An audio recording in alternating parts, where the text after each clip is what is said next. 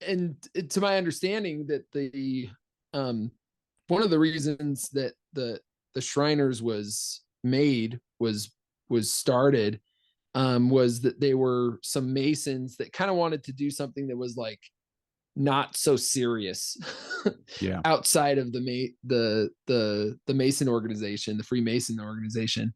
And so they wanted to do something kind of just fun and Welcome to the Brothers Random Show. My name is Travis. I'm Michael. And we are two ordinary brothers discussing extraordinary ideas and some random shit. So the topics on this show range from theology, masculinity, movies, philosophy, books, pop culture, and many other subjects. We often talk about people we admire and the wisdom that they share, people such as Dr. Jordan B. Peterson, who we believe is the sage of our time. And Michael, wanted to tell you about a great experience I had with my family. I took my daughter. My daughter is a patient of the global Shriners hospitals. And what they are is they're basically free hospitals to children that need pretty much anything done, any kind of surgery, usually they do a lot with back issues. And I took my daughter to it, and it was we took her there in 2018. She had a major life-altering back surgery. She has a degenerative back disease called scoliosis. And since then, she has pretty much done a ton of like pillowcase drives and that kind of stuff, and for the hospital. And we had the opportunity, we were invited to what they call a Shriner Bowl. And every state, I think every state has a Shriners organization in it, does it. And it basically, they take all the all-star players from all the local high schools and they bring them together, and they have basically a game to raise money for the hospitals. Now, this is a global, it was started in the United States, but it's a global organization, and they're heavily connected to the Freemasons. But they're very altruistic, and they're very focused on the children. And I thought it was a great experience. We got to rub elbows with a lot of important people, and wanted to get on here and just talk a little bit about it. If anybody's interested, they have they're really easy to find. But the Shriners Hospital, they have a donate.lovetotherescue.org is their organization. Mm-hmm. And Shriners Hospitals for Children is only able to provide this world-class, amazing, life-changing medical care because of the generous gifts of people just like you. When you give right now at loveshriners.org, you'll be joining thousands of other caring people who give $19 a month. And for anybody who doesn't know, Shriners, you go to a parade and you'll see like they have the weird hats. They're called fezzes, and they've got like a little tassel that goes down the side, and they basically are a bunch of elderly gentlemen. It's a fraternity, and they go to all these parades and they raise a lot of money. I don't know the exact amount of money that they raise every year, but it's enough to keep children's hospitals running all over the country. Yeah. I think it's about 50 children's hospitals in the United States, and then they have a bunch around the world as well. But you've done a ton of research into into Masons, but I have some early memories of going to parades, and you said that they've changed it now, but my memory was of these little go-karts that were turtles.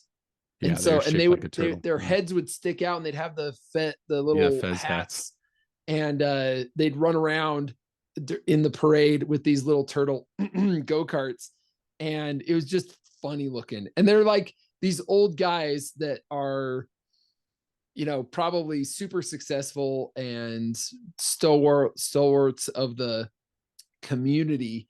And they're like in these little, and to my understanding that one of the reasons that the Shriners was made was started, was that they were some Masons that kind of wanted to do something that was like not so serious Yeah. outside of the Mason organization, the Freemason organization. And so they wanted to do something kind of just fun and more levity. And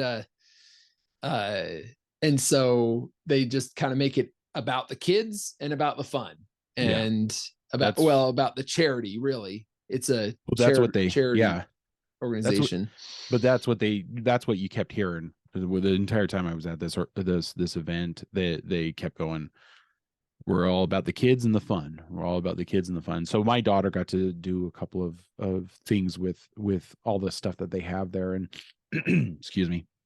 And she had a speech, and it was just a really good time. We the whole family went, and the game was a close game, right up until the end. But I mean, it was a good game. And they do these all over. They do like golf tournaments, and I think they just did their first like NASCAR one. They did a NASCAR one in South Carolina.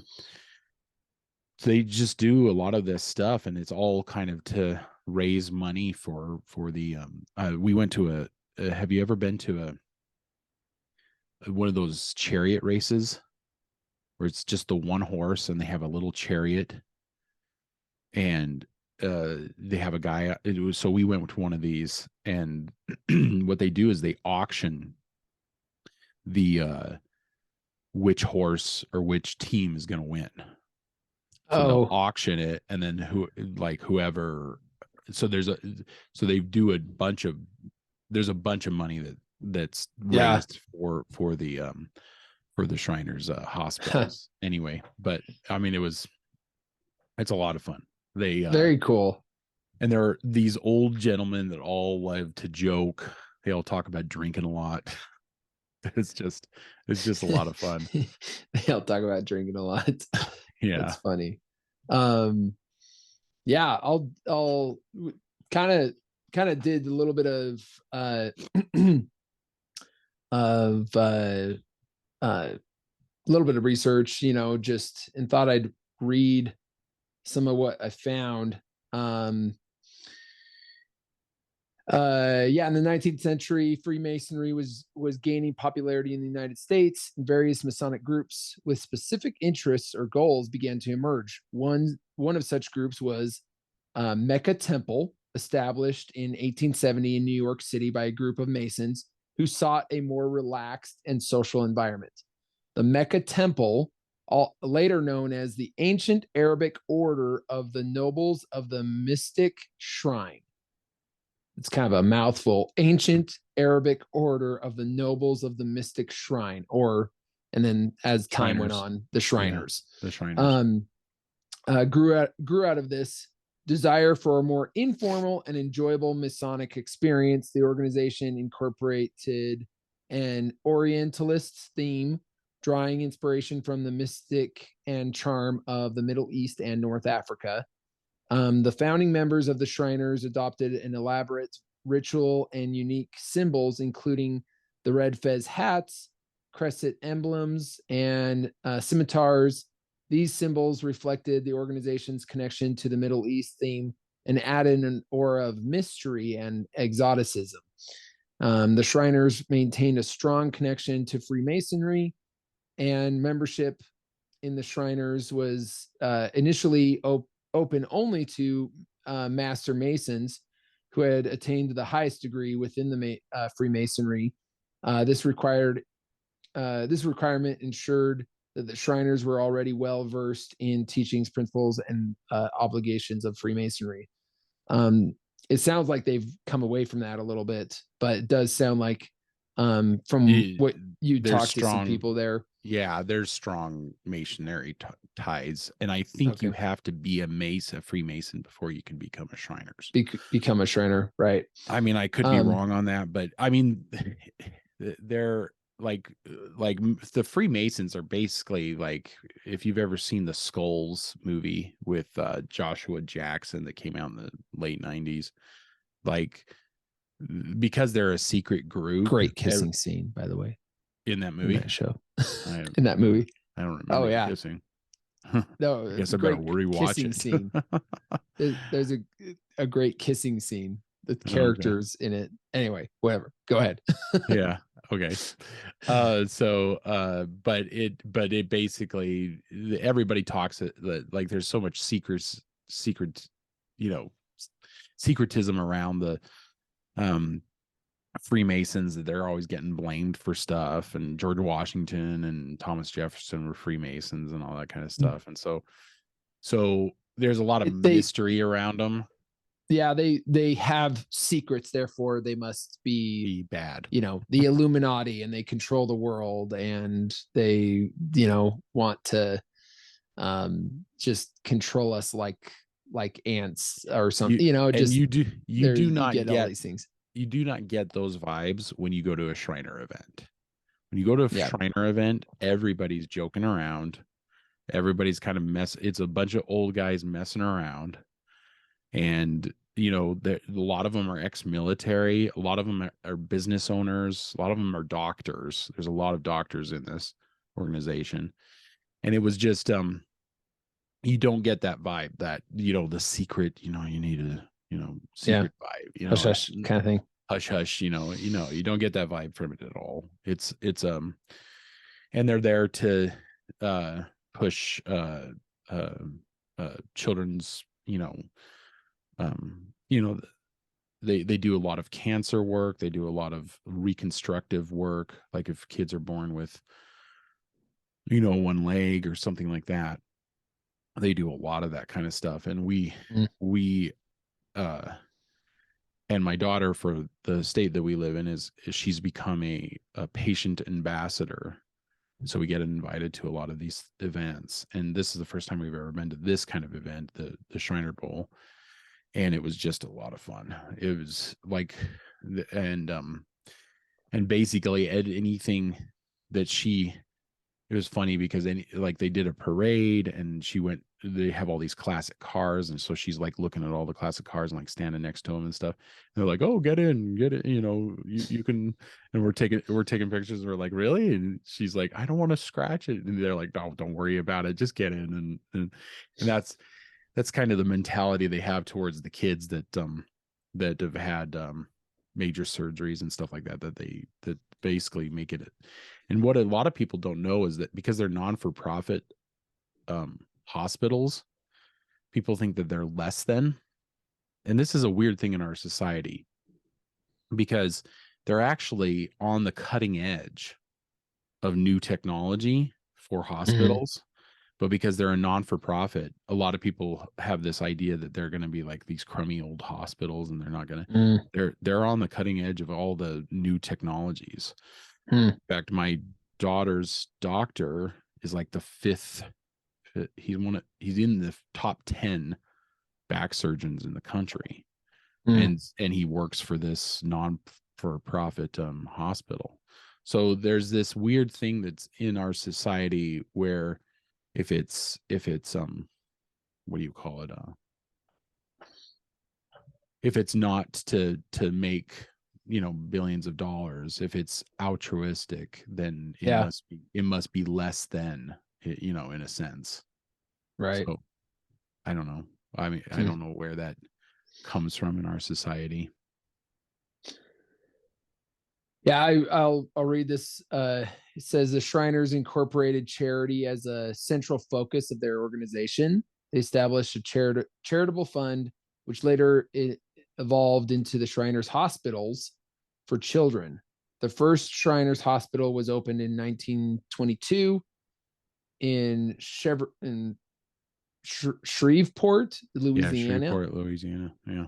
with the specific focus on providing specialized medical care to children in need. So, and you said, I wish maybe I should look up how many there are. how I think many it's in hospitals they have. Well, there are I'll read this next paragraph if you wanted to look that Yeah. up. These next two paragraphs. Well, the Shriners operated independently from the Masonic bodies. They maintained a close relationship with Freemasonry. The Shriners continued to participate in Masonic rituals, meetings, and activities, and many Shriners held dual membership in both organizations. The principles of Freemasonry, such as brotherhood, morality, and charity, remain fundamental to the Shriners' mission and values. Today, the Shriners are recognized as one of the largest and most influential Masonic-related organizations. They continue to support their network of specialized pediatric hospitals, provide scholarships, engage in community service, and promote fellowship among their members, all while upholding the ideals and traditions of Freemasonry. Wow. That is. And it says, according to Google, a quick Google search, it says that there are 22 hospitals in the United States, Canada, and Mexico that provide advanced care for children with orthopedic conditions, burns, spinal cord injuries, and cleft lip and palates. Mm-hmm. So, yeah. They're often confused with St. Jude's hospitals, because St. Jude's is another children's organization hospital, but this is ran by the Shriners, and they do a really good job, as far as I can tell. I don't think we haven't really heard anything bad about them, and we've met quite a few through like Facebook groups and stuff like that. We've met quite a few children. You were saying earlier about this doctor talking about how the organization actually provided protection in unsafe countries. What do you want? So when you're at these events, they often do like dinners where they auction a bunch of stuff off because they're a non-for-profit, they're always trying to kind of get money. And we get to go to these events, and then we get to go to the dinners before and afterwards and stuff like that. And what's really great is that sometimes you get put with tables. They're assigned tables, and we got assigned to this table with this doctor, and I won't mention his name here, but he was what's a baby doctor? I can't remember. He's a baby surgeon, essentially. He does births. So he'd be a pediatric surgeon, right? I think, yes. Yeah. And so what he did is he had some kind of record. He told us his wife he was a very modest man. His wife was kind of bragging about him. She's like, he's done 9,000 births. And I was like, whoa. All across the country. So he speaks 5 languages, has done 9,000 births. He used to be in charge of all the hospitals so there's the organization side, and then there's the hospital side, and he was in charge of all the hospitals in the world. And because they have limits to their terms, so they're very much like the government. You can't go I think it's 10 years. You can't go more than 10 years. And fulfilling a role. Yeah, and fulfilling a role. You can't be in that position. So what was so interesting about him is because he's so influential and because he speaks 5 languages, they basically were like, we need to keep you within our organization, so we're going to make you a chaplain. Because your role as head of the hospitals is ended, but we want to keep you in this organization. Keep you going, yeah. So I was talking to him, and he was talking about all the different places all around the world. Now they probably do. He said they had clinics all around the world. They don't have hospitals everywhere. They want to get hospitals everywhere, but it's a little harder to do when you got like third world countries and stuff like that. And he said in Cuba specifically, he was trying to get a few kids out of Cuba to have surgeries in the States. And Cuba kept saying, the officials in Cuba and the Shriners organizations in Cuba kept saying, you have to make it medical and not political. So basically they were saying you can't take the kids and then not bring them back. And he was really, really close to getting them out. And the government put a stop to it because it's a communist country. They don't want their people leaving. And it seemed like it really was like a burr in his side. Like he was like so close to getting these kids out and he couldn't get them out. He also, I was talking to him, I said something, I think it was Syria, where he was like, hey, I asked him, I said, do you ever feel like you're in danger at these other countries? Because some of these countries are really dangerous places to be. He's like, no, the fraternity, the brotherhood, they kept us safe. They knew what was going on. I was like, wow. So even in those brotherhood, countries, a fraternity that goes beyond government. That goes beyond government, right? Government lines. Yeah.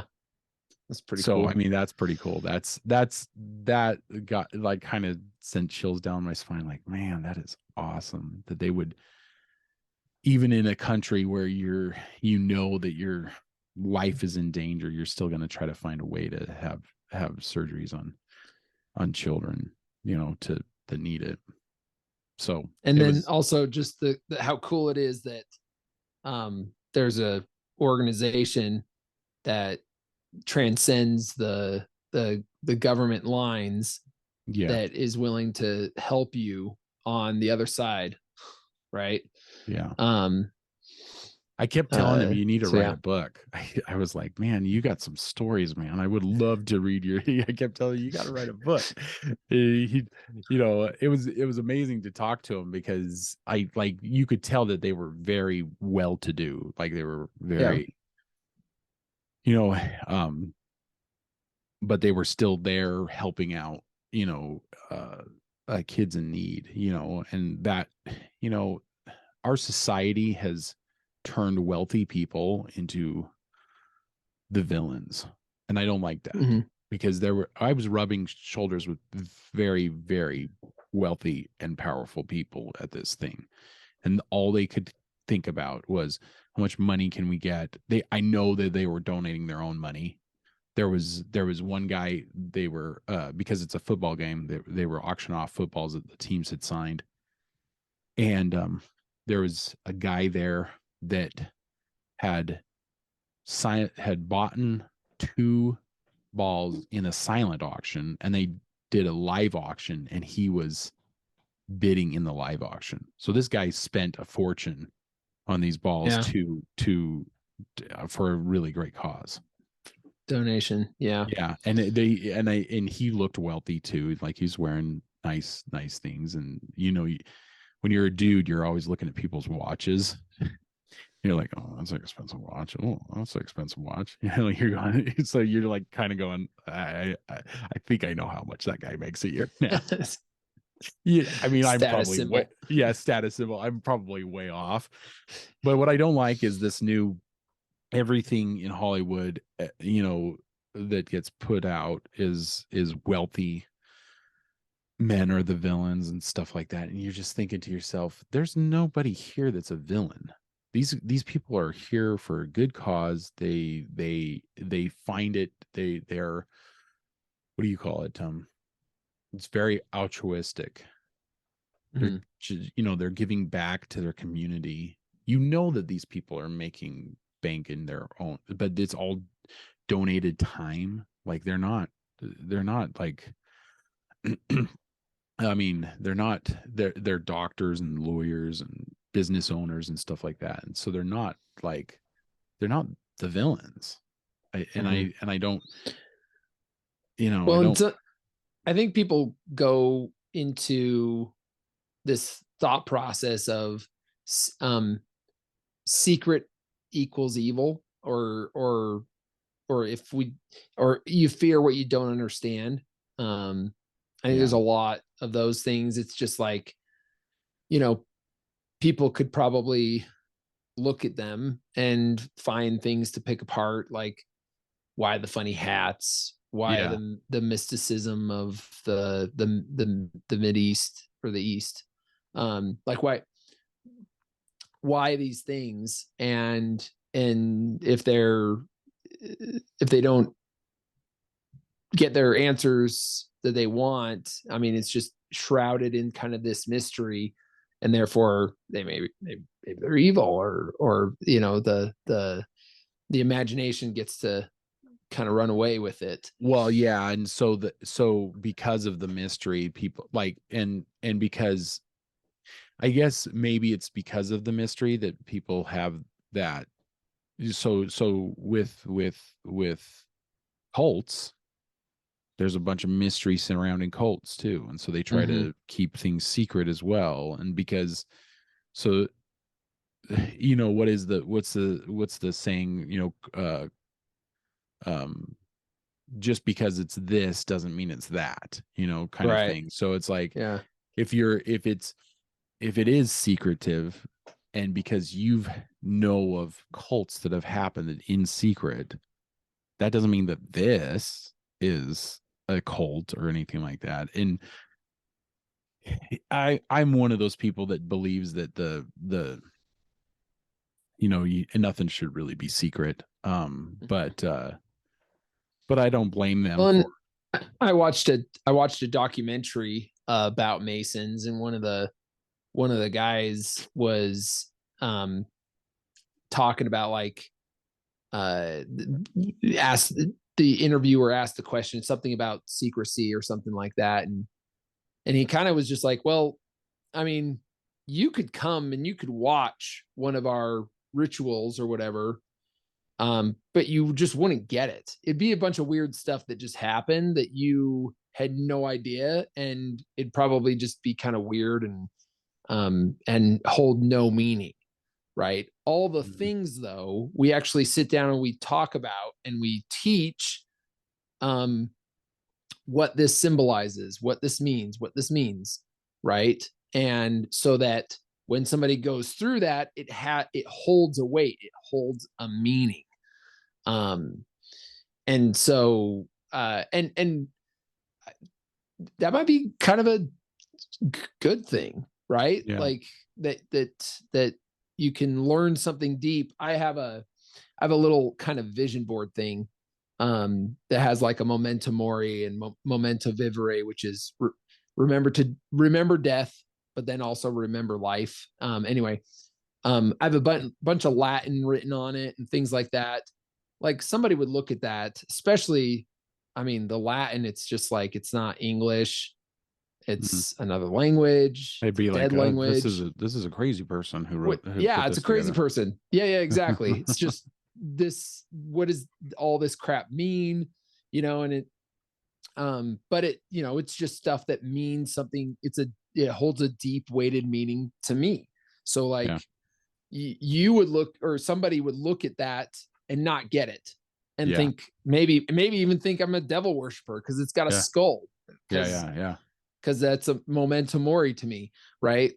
But but yeah, so I feel like that could very well be the same with, yeah, the Masons. You could look and see and watch their rituals and see the things and stuff, but without like some deep diving into what some of these symbols Without mean, context, without yeah, understanding context around it, Yeah. you wouldn't really know. Yeah. And sometimes I guess in some ways, so I read this, listened to a book, Masons for Dummies, and the author told a story where I think it was him, but it could have been somebody else, I can't remember, that was with some of his Mason brothers, and they like went to Mexico. I can't remember. It might have been Mexico. It might have been somewhere in Europe. It might have been actually Spain. That's probably what it was, in Spain, and didn't speak the language. But they were just like, hey, let's go check out the local Masonic lodge. And they knocked on the door, and they were actually having a meeting there. Yeah. So, and they're like, hey, we're We're brothers part of the of the brotherhood, fraternity. And they're just like, and they have a language barrier, but they're just the guys there in Spain. They're just like, let's do something. So they go in, and like, and he describes it because the guys are all sitting there. They hear all this crashing, and stuff.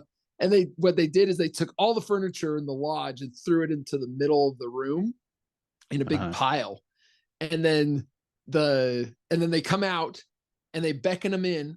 They're just like, come on in. They beckon them in, and they said, okay, like basically with hand gestures, tell them, put them where they go. Put the Because furniture back apparently in where it the goes. Masonic lodge, basically everything is in its place and everything has a place. And it probably all kind of has a symbol. It was a test to it. for them to know because there's the language barrier, but if they could put all the furniture where it needs to go, it would be it would say then that, they would be like, yeah, okay, we're brothers in the same fraternity. Okay. And so, and they did, they put them, and they're like, there was like 5 guys or something like that that were on this trip together, and they're just like, oh, sweet, yeah, let's do this. And they just start putting, and then afterwards they're like, yeah, they all like hug and stuff. They just, no one knows what each other is saying or anything, but they like hang out for a while and stuff. So I thought it was great. It was just kind of cool that there was something in meaning within the organization that actually transcended language. And I mean, I thought it was a pretty cool story. So that is a cool story that it's kind of the same all over the world, kind of in their Masonic temples and stuff like that. And the Shriners are very similar, but I think the Shriners are an organization that's much more about basically this goes back to like what Diltz said, Nathan Diltz, in one of our earlier episodes. He says, by the fruits that you should know them. So I don't really know why people would ever have a problem with the Shriners, because what they've done for millions of children all over the world, like that just goes way beyond what their secret ties to the Masons, because they've, you look at it and it's completely altruistic, and people, there's cynical people out there that go, nothing's completely altruistic, but it's like, it's always for something. It's always for something, very nihilistic. But that's all it is. I mean, you go to these hospitals and the kids are allowed to go anywhere in the hospital. And they, of course, they have guards so the kids don't go out of the hospitals, but you see kids in gowns that have just had surgery, just walking around and kind of like playing tag. And it was just an incredible experience to go to the hospital itself, but then to go to these events where they try to raise money for these hospitals is just, it like Dill said, he's like, by the fruits of their labor. It's like they're trying to make something better for children who can't afford to have these surgeries, because these are like, $70,000, $150,000 surgeries, for some of these kids, with spinal injuries and stuff like that. And they do those they do like what's the, where they make the fake legs and stuff like that, they do a bunch of that as prosthetics. Well. Prosthetics. They do a lot of prosthetic stuff. And it was great going to I wonder if they all have this attitude. I don't know, because I read I actually got this from a Masonic article that that said and it was a Latin phrase that says laborare esterere, which is labor is worship. And and so sometimes people will go and they'll just be like, oh, I love God and I worship him, right? But what are you doing? Like, yeah. So it sounds like a lot of these guys, doctors, successful people, are laboring to help people, and that might be their church. That might be their faith. Yeah, their worship. Yeah. Their worship. Labor is worship. Yeah. So I that's actually on my vision board. I have a local dentist who's my dentist, my kids' dentist, and he goes to other countries and does dental work for and he's just a nice guy. It's like, what does he gain by spending his own money to go to these other countries to work on kids' teeth for free? It's like, how can you have an issue with that? Yeah. If you're a cynical person's going to look at that and go, oh, he's trying to take over the world. He's trying to take over the world. That kind of BS. Yeah, but I mean, that's what these guys do. These guys are all about, trying to make it better. In this particular hospital that we went to in Philadelphia, there was this commons area that is just like, they had this old car that was kind of built into the side of the building, and so the kids could get in the car and play in the car, and there's like a jungle gym and all, they were just kind of free to roam, still trying to be kids, even though their health is completely failing them. And I'll tell you something, if you go there and don't see the goodness of the entire organization, and it doesn't bring kind of a tear to your eye, you're probably dead inside. Seeing those kids running around and that they've had some kind of traumatic surgery lately, because they're trying to move and their body won't move, but they're still trying to be kids, so they're still trying to play. Yeah. It's a great organization, and I if I ever become a wealthy, well-to-do gentleman like they are, I will be donating everything I can to the Shriners. So I strongly suggest to all of our listeners that they go and look these people up and give them a few bucks. It's a good cause, and you help out a lot of kids, because I didn't realize how big the organization was until I went to this event. I mean, it's massive. It was unbelievable. So, I mean, it in all sorts of countries all over the world. So it was great. It was a great little experience. So,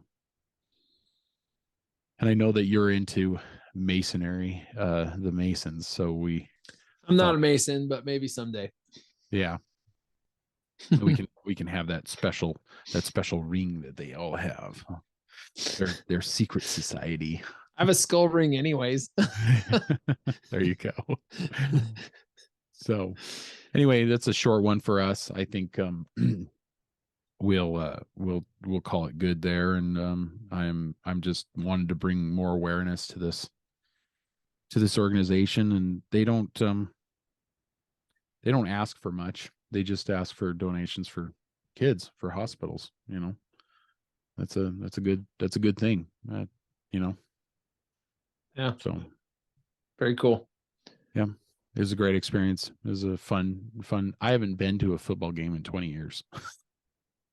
The last football game I went to was when I was playing football. Oh, gosh, that's so terrible. We went with my brother-in-law, and he's like, "I haven't been to a football game in 20 years." It's like, you played football. Why don't you go to football games? I'm like, it's just, all I do is work. You just try to Nope. provide for your family. Not enough fun stuff, right? But anyway, you any last thoughts on that? No, I think that's good. All right. Well, hope this finds you all well, and keep reading, keep listening, keep watching, learn more. We'll talk to you later, brother. See you, brother.